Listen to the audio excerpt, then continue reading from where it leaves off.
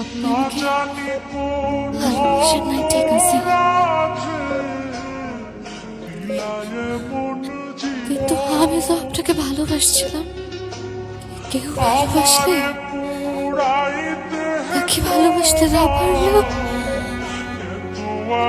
ভালোবাসার মিথ্যা অভিনয় করা ঠিক না। আমার মা বাবা আমাকে সারা জীবনের জন্য পর করে দিছে। তারা আমার মুখটা পর্যন্ত দেখতে চায় না। এমনকি আমি মারা গেলেও তারা আমার লাশটাও দেখবে না। যে কারণে আপনি আমাকে এত বড় শাস্তি দিলেন, সেখানে আমার কোনো দোষ ছিল না।